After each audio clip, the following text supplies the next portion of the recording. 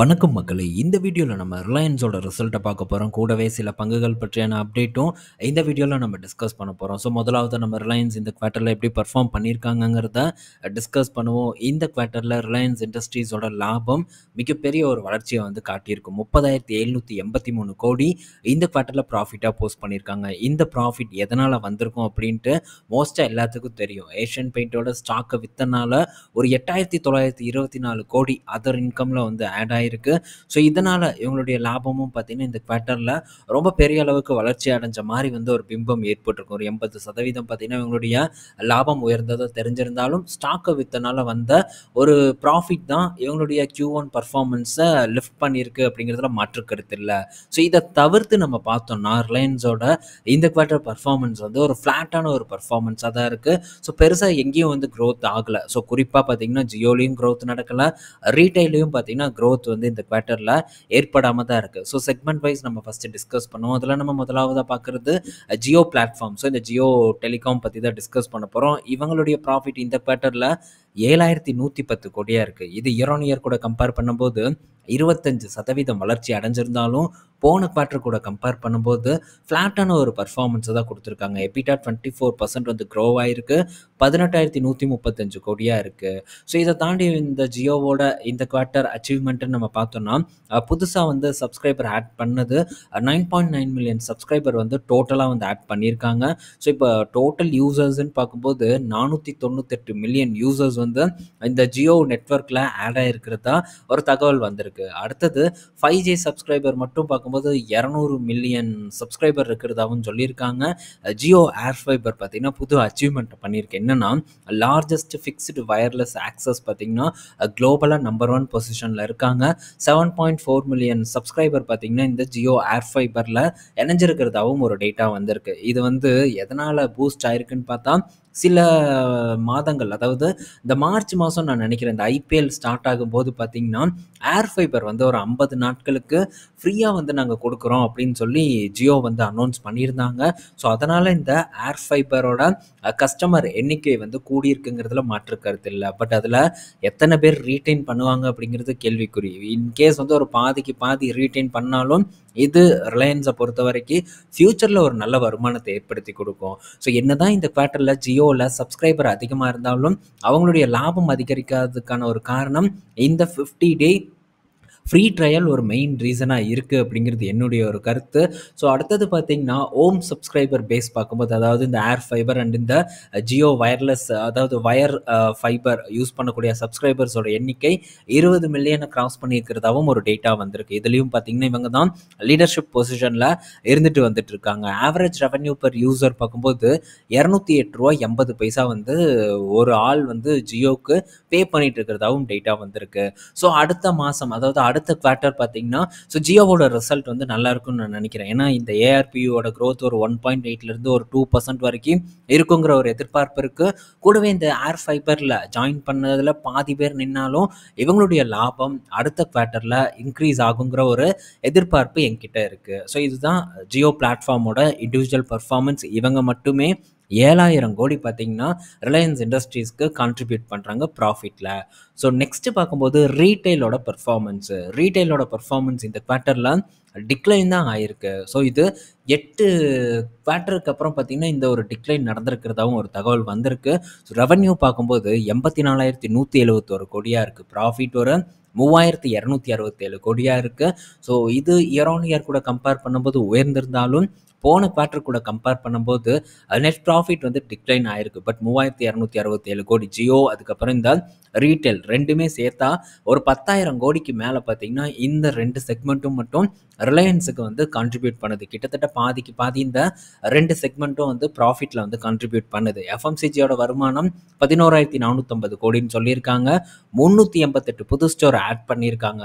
மொத்தம் பார்க்கும்போது 19,592 store India ஃபுல்லாக உள்ளுக்குள்ளே இருக்குது. இவங்க டிமார்ட் அளவுக்கு பார்த்தீங்கன்னா ஒரு மிகப்பெரிய ஒரு ஸ்டோராக வந்து இவங்க ஓப்பன் பண்ணுறது இல்லை. இவங்க ஓப்பன் பண்ணுறது ஒரு நார்மல் டிபார்ட்மெண்ட் ஸ்டோர். உங்கள் ஊருக்குள்ளே இருக்கக்கூடிய ஒரு நார்மல் டிபார்ட்மெண்ட் ஸ்டோர் கூட கம்பேர் பண்ணும்போது இது கொஞ்சம் வந்து பெருசாக இருக்கும், அவ்வளோதான். ஸோ அதனால தான் இந்த அளவுக்கான ஒரு க்ரோத் பார்த்திங்கன்னா இவங்களுடைய ஸ்டோரில் ஏற்படுது. அதே மாதிரி டிமார்ட்டில் இருக்கக்கூடிய கூட்டம் இங்கே இருக்குமான்னு கேட்டால் ஸோ அந்த அளவுக்கெல்லாம் கூட்டம் இருக்காது. பட் சேல்ஸ் வந்து தொடர்ந்து ரிலையன்ஸோட ரீட்டெயிலுக்கு நடந்துட்டு தான் இருக்குது. அடுத்தது ஜியோ மார்ட்டோட பர்ஃபார்மன்ஸ் பார்க்கும்போது குவார்டர் ஆன் குவார்ட்டரில் 68% வந்து வால்யூம் ரைஸ் ஆகிருக்கிறதா சொல்லியிருக்காங்க. இயர் ஆன் இயர் பார்க்கும்போது 175% வால்யூம் வந்து இன்க்ரீஸ் ஆகிருக்கிறதா சொல்லியிருக்காங்க. இவங்களுடைய ஆன்லைன் பிளாட்ஃபார்மோட க்ரோத்தும் ரொம்ப நல்லா இருக்கிறதா இந்த இடத்துல ஒரு ப்ரொஜெக்ஷன் வந்து எடுத்திருக்காங்க. கூடவே இந்த ஷீன் பார்க்கும்போது ஷீன் வந்து ஒரு 6 மந்த் இருக்கும்னு நான் நினைக்கிறேன் ரிலையன்ஸ் திரும்ப கொண்டு வந்து. ஸோ அதுக்குள்ளே பார்த்தீங்கன்னா ஒரு 2 மில்லியன் டவுன்லோட்ஸ் பார்த்தீங்கன்னா இந்த ஷீனில் நடந்திருக்கிறதா சொல்லியிருக்காங்க. ஸோ இது ரிலையன்ஸுக்கு ஒரு நல்ல செய்தி. ஃப்யூச்சரில் இந்த ஷீனை இன்னும் கூட கொஞ்சம் வந்து பெரிய அளவுக்கு இவங்க வளர்த்து கொண்டு வரலாம் அப்படிங்கிற ஒரு எதிர்பார்ப்பும் பார்த்திங்கன்னா இருந்துட்டு வந்துட்டு இருக்கு. ஸோ அடுத்தது இந்த இந்த மீடியா பிஸ்னஸ். ஸோ இப்போது ஐபிஎல் நடந்து முடிஞ்சுது.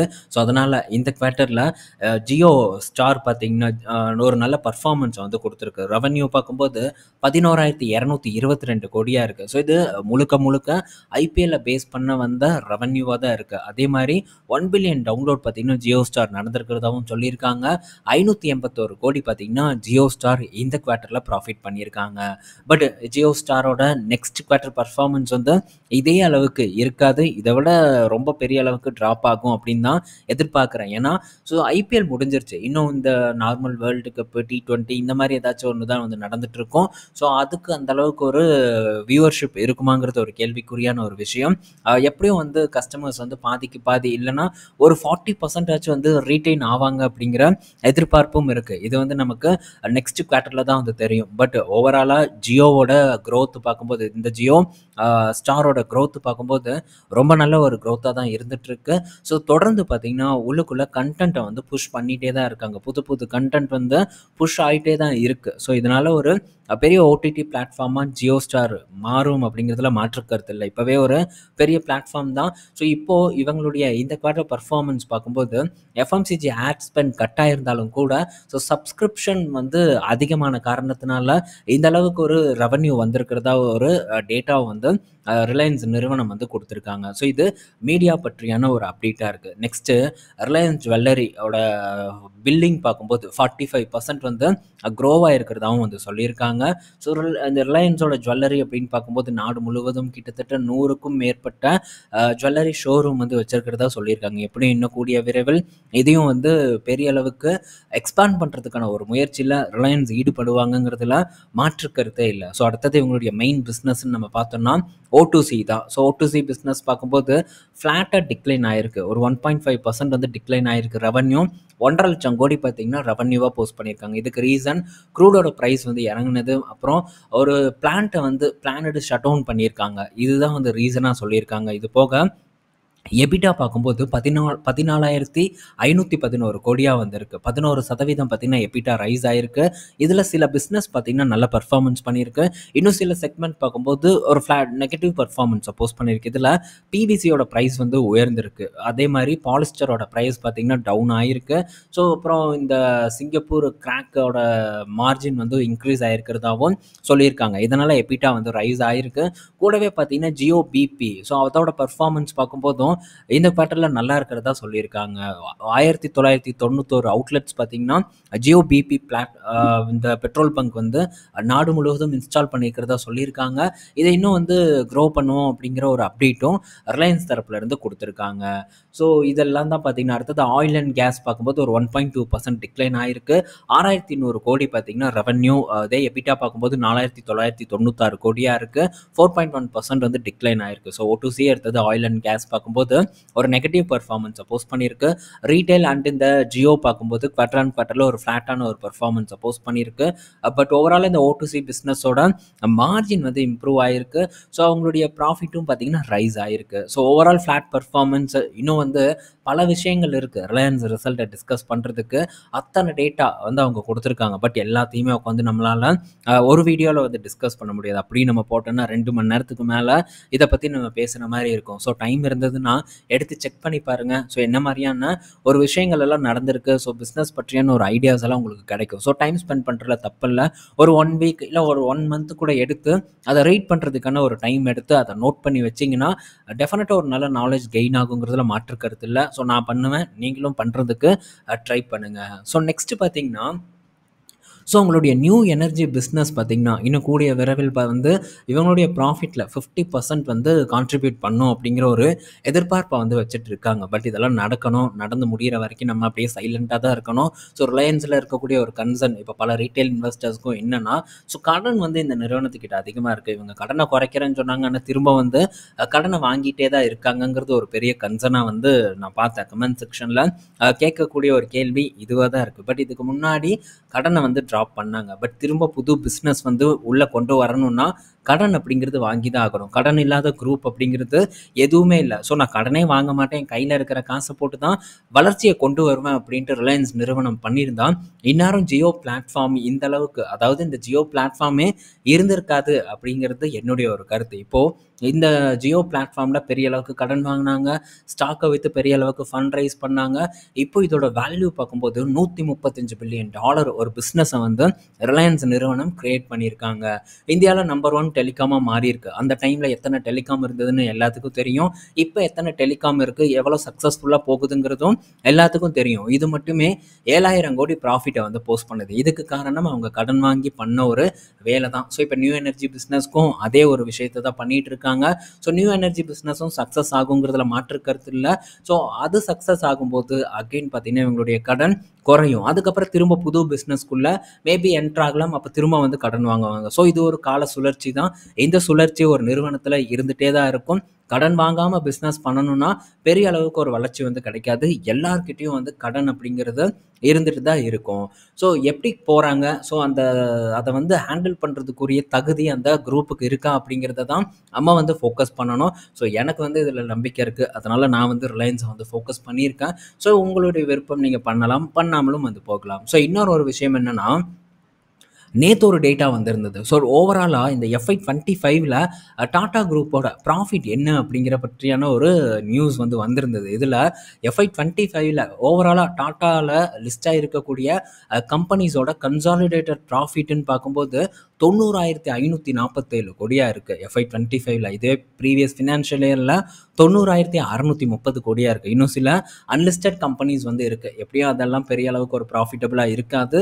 ஸோ அதையும் நம்ம சேர்த்திக்குவோம், ஒரு 500 கோடி சேர்த்துனாலும் ஒரு 91,000 கோடி கிட்ட பார்த்தீங்கன்னா இவங்களுடைய ஒரு வருட ப்ராஃபிட் பார்த்தீங்கன்னா இருக்குது. இதே நம்ம ரிலையன்ஸ் இண்டஸ்ட்ரீஸ் எடுத்துக்கிட்டோம்னா 2 பேத்துக்கு இருக்கக்கூடிய டிஃப்ரெண்ட்டுன்னு பார்க்கும்போது ஒரு 10,000 கோடி கிட்ட பார்த்தீங்கன்னா ஒரு டிஃப்ரெண்ட் இருக்குது. FY25ல் 81,309 கோடி பார்த்தீங்கன்னா ரிலையன்ஸ் நிறுவனம் நெட் ப்ராஃபிட்டாக வந்து போஸ்ட் பண்ணியிருக்காங்க. ஸோ 2 பேருக்கும் உள்ள ஒரு டிஃப்ரெண்ட் பார்க்கும்போது வெறும் 10,000 கோடி கிட்ட தான் இருக்குது. ஸோ டாடா குரூப் ஒரு பக்கம் புது பிஸ்னஸில் தொடர்ந்து அக்ரெசிவாக முதலீடு பண்ணிட்டு இருக்காங்க, அங்கே ஒரு வளர்ச்சியும் வந்து எக்ஸ்பெக்ட் பண்ணுறாங்க. அதே தான் ரிலையன்ஸ் நிறுவனமும் பார்த்தீங்கன்னா தொடர்ந்து பண்ணிட்டு இருக்கு. ஸோ 2 குரூப்புக்குமே பார்த்தீங்கன்னா இந்த பொட்டன்ஷியல் இருக்கிறதா தான் நான் ஃபீல் பண்ணுறேன். ஸோ 2 குரூப் பங்குகளும் எப்போ நமக்கு வந்து அட்ராக்டிவாக கிடைக்குதோ அந்த டைமில் அந்த பங்குகளை கன்சிடர் பண்ணணுங்கிறது என்னுடைய கருத்து. ஸோ இப்போ கூட நம்ம வந்து டிசிஎஸை வந்து ஃபோக்கஸ் பண்ணிகிட்டு இருக்கோம். இதுக்கு முன்னாடி டாடா பவர், அடுத்தது டாடா மோட்டார்ஸ் போன்ற பங்குகளை வந்து நம்ம ஃபோக்கஸ் பண்ணியிருக்கோம். எப்போ வாய்ப்பு கிடைக்குதோ அப்போ வந்து நம்ம கன்சிடர் பண்ணணுங்கிறது என்னுடைய கருத்து. அந்த மாதிரி டைமில் நம்ம கரெக்டாக வந்து பண்ணணும் அப்படின்னா ஸோ டெஃபினட்டாக ஒரு நல்ல ரிட்டர்ன் வந்து நம்மளால் எதிர்பார்க்க முடியும். ஸோ இவங்க எவ்வளோ பர்ஃபார்ம் பண்ணாலும் நமக்கு அல்டிமேட்டாக இருக்கக்கூடிய கோல் ஒரு நல்ல ரிட்டர்னை வந்து பார்க்கணும். அதே மாதிரி பெரிய ஒரு லாஸை வந்து நம்ம சந்திச்சிடக்கூடாது. ஸோ எந்த குரூப் பங்காக இருந்தாலும் சரியான விலையில் வாங்கணுங்கிறதும் என்னுடைய ஒரு கருத்தாக வந்து இருக்குது. ஸோ பார்ப்போம் எப்படி வந்து இவங்களுடைய ஃபியூச்சர் பிஸ்னஸ் ஒரு நல்ல வளர்ச்சியை கொடுக்குது அப்படின்ட்டு. ஸோ எப்படி வந்து இப்போது டாடா குரூப்புக்கு டிசிஎஸ் பார்த்திங்கன்னா பெரிய அளவுக்கு பணத்தை சம்பாரித்து கொடுக்குதோ அதே மாதிரியான ஒரு இடத்த நோக்கி ரிலையன்ஸோட ஜியோ பிளாட்ஃபார்ம் பார்த்திங்கன்னா வந்துட்டு இருக்கு. பட் இப்போது நீங்கள் ரிலையன்ஸோட பிஸ்னஸ் அப்படின்னு பார்க்கும்போதும் கூட ஸோ இப்போ அவங்க டொமஸ்டிக் ஓரியன்டாக வந்து பெரிய அளவுக்கு ஒரு வளர்ச்சியை கொண்டு வந்துட்டு இருக்காங்க. ஒன்று ரீட்டைல் எடுத்துக்கலாம், இன்னொன்று ஜியோ பிளாட்ஃபார்ம் எடுத்துக்கலாம். ரெண்டுமே பார்த்தீங்கன்னா மெயினாக டொமஸ்டிக்கை ஃபோக்கஸ் பண்ண பிஸ்னஸாக இருக்குது. O2C பார்க்கும்போது குளோபல் ரிலேட்டடாக இருந்தாலும் கூட ஸோ இப்போ நியூ ஜென்ரேஷன் பிஸ்னஸ்ன்னு பார்க்கும்போது கம்ப்ளீட்டாக டொமஸ்டிக்காக வந்து ஃபோக்கஸ் பண்ணுறாங்க. பட் டாடா குரூப் அப்படின்னு பார்க்கும்போது பெரும்பாலும் வந்து எக்ஸ்போர்ட்டை தான் ஓரியன்டாக இருக்காங்க. டாடா மோட்டார்ஸ் பார்க்கும்போதும் மிகப்பெரிய ஒரு ரெவன்யூ வந்து குளோபலாக இருக்கக்கூடிய நாடுகளை சார்ந்து தான் இருக்குது. டிசிஎஸ் பார்க்கும்போதும் அதே தான். இந்த 2 நிறுவனங்களுமே பார்க்கும்போது ஒரு குவார்ட்டருக்கு கிட்டத்தட்ட ஒரு 20,000 கோடி கிட்ட வந்து ப்ராஃபிட்டை வந்து ஜென்ரேட் பண்ணி கொடுத்துட்டு இருக்கு. ஸோ குளோபல் இம்பேக்டும் ஏற்படுமா அப்படிங்கிற கம்ப்ளீட் அனாலிசிஸ் எல்லாம் நம்ம பண்ணணுங்கிறது என்னுடைய ஒரு ஒப்பீனியனாக இருக்குது. ஸோ இது ரெண்டையும் பற்றியே நம்ம ரொம்ப நேரம் வந்து டிஸ்கஸ் பண்ணியிருப்போம். மேபி சில பேருக்கு போர் அடிச்சிருக்கலாம், சில புது நண்பர்களுக்கு இது பயனுள்ளதாகவும் இருக்கலாம் அப்படின்னு தான் நான் நினைக்கிறேன். ஸோ நான் பார்த்தேன், எனக்கு இது இன்ட்ரெஸ்டிங்காக தெரிஞ்சது, அதனால் இதை இவ்வளோ நேரம் உட்காந்து நான் இந்த இடத்துல டிஸ்கஸ் பண்ணிகிட்டு இருக்கேன். ஸோ நெக்ஸ்ட்டு எம்ஆர்பிஎல்லோட ரிசல்ட் வந்திருக்கு. எம்ஆர்பிஎல் பற்றி ஒரு நண்பர் வந்து கேட்டிருந்தாரு. ஸோ எம்ஆர்பிஎல்லாம் பார்க்கும்போது இந்த குவார்ட்டரில் லாஸை போஸ்ட் பண்ணியிருக்காங்க. என்னென்னு பார்க்கும்போது இவங்களுடைய மார்ஜின் வந்து பெரிய அளவுக்கு வந்து டிக்ளைன் ஆகிருக்கு. ஸோ அதனால் லாஸ் போஸ்ட் பண்ணக்கூடிய ஒரு சூழ்நிலை வந்து இந்த எம்ஆர்பிஎல்ல வந்து ஏற்பட்டிருக்கு. ஸோ ரிஃபைனிங் மார்ஜின் இவங்களுக்கு இந்த குவார்ட்டரில் வந்து கிடைக்காம இருக்குது. ஸோ ஓஎம்சி கம்பெனிஸ்க்கும் ரிஃபைனிங் மார்ஜின் எப்படி இருக்குங்கிறது வந்து தெரியல. மேபி ஓஎம்சி கம்பெனிஸில் ஒரு டிப் நடந்ததுன்னு நமக்கு வாய்ப்பு ஏற்படும். பட் இப்போல்லாம் கம்பெனி பர்ஃபார்மன்ஸை பேஸ் பண்ணி எந்த ஒரு ஏற்ற இறக்கமும் ஏற்படுறதில்ல. ஸோ கொஞ்சம் இறங்கினாலே திரும்ப மார்க்கெட்டில் அதை வாங்கி திரும்ப ஒரு உயரத்துக்கு கொண்டு போயிட்டு இருக்காங்க. ஸோ பார்ப்போம் பொறுத்திருந்து. பட் எம்ஆர்பிஎல் எல்லாம் நம்ம பெருசாக ஃபோக்கஸ் பண்ண வேண்டாங்கிறது என்னுடைய ஒரு கருத்து. இந்த ஸ்டாக்கும் பார்த்தீங்கன்னா நல்ல ஒரு கரெக்ஷனை வந்து கொடுத்துட்ருக்கு. 250 ஒரு கிட்டத்தட்ட 100 ருபீஸ் வரைக்கும் வந்துட்டு இப்போ ஒரு 150 ருபீஸ் வரைக்கான ஒரு இடத்துல வந்து ட்ரேட் ஆகிட்டு இருக்கு. ஸோ இதை நம்ம பெருசாலாம் வந்து ஃபோக்கஸ் பண்ண வேண்டாம் எம்ஆர்பிஎல் பொறுத்த வரைக்கும். ஸோ நம்ம இந்த ரிஃபைனிங் கம்பெனின்னு பார்க்கும்போது இந்த ஓஎம்சி கம்பெனிஸ் பக்கம் இருக்கிறது ஒரு சேஃப்டியான ஒரு விஷயமா என் கண்ணுக்கு வந்து படுது. அடுத்தது எல்என்டி ஃபினான்ஸோட ரிசல்ட் வந்திருக்கு. ஸோ எல்என்டி ஃபினான்ஸ் இந்த குவார்ட்டரில் பார்க்கும்போது ஒரு ஃப்ளாட்டான ஒரு பர்ஃபார்மன்ஸை தான் பார்த்தீங்கன்னா போஸ்ட் பண்ணியிருக்காங்க. மோஸ்ட்டாக வரக்கூடிய ரிசல்ட் எல்லாம் ஒன்றும் ஃப்ளாட்டாக இருக்குது, இல்லைன்னா ஒரு நெகட்டிவ் பர்ஃபார்மன்ஸை தான் வந்து போஸ்ட் பண்ணிகிட்டு இருக்காங்க இந்த குவார்ட்டர். இது நம்ம மார்க்கெட்டை இம்பேக்ட் பண்ணுமாங்கிறத வெயிட் பண்ணி வந்து பார்க்கணும். ஸோ இப்போது எல்என்டி ஒரு 700 கோடி பார்த்தீங்கன்னா ப்ராஃபிட்டாக போஸ்ட் பண்ணியிருக்காங்க. போன வருஷம் இதே குவார்ட்டரில் 685 கோடியாக இருக்குது. ஸோ பெரிய ஒரு டிஃப்ரெண்ட் இல்லை. ஸோ கடந்த சில குவார்ட்டர் கூட கம்பேர் பண்ணும்போது இது ஒரு ஃப்ளாட்டான ஒரு நம்பராக தான் எல்என்டி ஃபினான்ஸுக்கு வந்து இருக்குது. பட் எல்என்டி ஃபினான்ஸ் பார்த்தீங்கன்னா இப்போது கோல்ட் லோன் பிஸ்னஸ்க்குள்ளே வந்து என்ட்ரு ஆயிருக்காங்க. இது ஒரு அடிஷ்னல் பாசிட்டிவ் நியூஸ். பட் இப்போ இருக்கக்கூடிய ரேஞ்சில் நம்ம எல்என்டி ஃபினான்ஸ் எல்லாம் வந்து ஃபோக்கஸ் பண்ணலாமான்னு கேட்டால் டெஃபினட்டாக வந்து பண்ண முடியாது.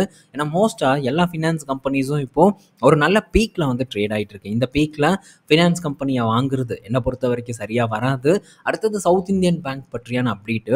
ஸோ சவுத் இந்தியன் பேங்க்கோட சிஇஓ சேஷாத்ரி என்ன சொல்லியிருக்காருன்னா, சவுத் இந்தியன் பேங்க் பார்த்திங்கன்னா அடுத்து வரக்கூடிய குவார்ட்டர்ஸ்லையும் நெட் இன்ட்ரெஸ்ட் மார்ஜின் ப்ரெஷரை வந்து ஃபேஸ் பண்ணக்கூடும் அப்படிங்கிற ஒரு தகவலை வந்து கொடுத்துருக்காங்க. இப்போது ஆர்பிஐயோட ரேட் கட் பார்த்திங்கன்னா வெறும் சவுத் இந்தியன் பேங்க்கை மட்டும் பாதிக்காது, இருக்கக்கூடிய எல்லா வங்கி பங்குகளோட மார்ஜினையும் வந்து பாதிக்க போகுதுங்கிறதுல மாற்று கருத்து இல்லை. இதிலேருந்து வெளியே வரதுக்கு இன்னும் ஒரு 2 குவார்ட்டர் வரைக்கும் டைம் எடுத்துக்கும் அப்படின்னு தான் சேஷாத்ரியும் வந்து இந்த ஒரு ரிப்போர்ட்டில் வந்து குறிப்பிட்டு சொல்லியிருக்காரு. இதுதான் மற்ற வங்கி பங்குகளை பொறுத்த வரைக்கும் ஏற்படக்கூடிய ஒரு விஷயமா வந்து இருக்க போகுது. So other income maybe bank ஸ்டாக்கை பூஸ்ட் பண்ணும் அப்படிங்கிற ஒரு எக்ஸ்பெக்டேஷன் இருக்குது. ஸோ அதை பற்றியெல்லாம் நம்ம டிஸ்கஸ் பண்ணுவோம். இன்றைக்கி பார்த்திங்கன்னா HDFC பேங்க்கோட ரிசல்ட் இருக்குது, எஸ் பேங்க்கோட ரிசல்ட் வந்துருச்சு. பட் இருந்தாலும் நம்ம அதை ஈவினிங் வீடியோவில் வந்து டிஸ்கஸ் பண்ணுவோம். ஸோ HDFC பேங்க்கோட சேர்த்து வந்து நம்ம டிஸ்கஸ் பண்ணுவோம். இன்னும் சில பல அப்டேட் எல்லாம் இருக்குது, அதெல்லாமே நம்ம ஈவினிங் வீடியோவில் டிஸ்கஸ் பண்ணுவோம். பை மக்களே.